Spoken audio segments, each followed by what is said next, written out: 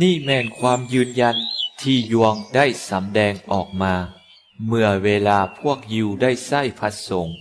และสามเณรจากนครเยรูซาเล็มไปถามท่านว่าท่านแม่นไผยวงหับสารภาพบ่ได้ปฏิเสธและได้ยืนยันว่า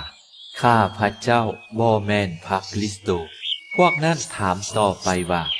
ดังนี้ท่านแม่นผู้ใดแม่นเอลีบ่ยวงตอบว่าบ่แม่นแม่นพระพสกผู้นั่นบ่ยวงตอบว่าบ่แม่นพวกเขาเลยว่าท่านแม่นไผแท้ขอให้บอกเพื่อเฮาจะได้เอาคำตอบไปแจ้ง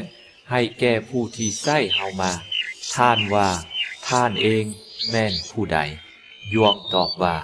ข้าพระเจ้าเป็นเสียงห้องอยู่กลางที่เปลี่ยวว่าจงทำให้เส้นทางของพระองค์เจ้าซื่อกงตามที่พระพสกอิสยาห์ได้กล่าวไว้นั้นและพวกที่ถูกส่งมาถามนั้น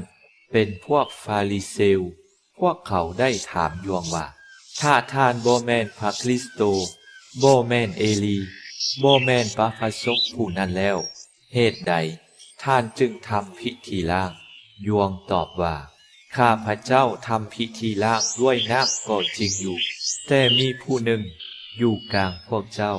แต่พวกเจ้าบ่ฮู้จักพระองค์นั้นจะมานำหลังข้าพระเจ้าแต่พระองค์เป็นอยู่ก่อนข้าพระเจ้าแล้วและข้าพระเจ้าเองบ่สมแก้สายเกิดของพระองค์ซ้ำเหตุการณ์นี้ได้เกิดเป็นมาอยู่บ้านเบธานีฝั่งแม่น้ำยอร์แดนฝากพุ่นบ่อนยวงทำพิธีล้าง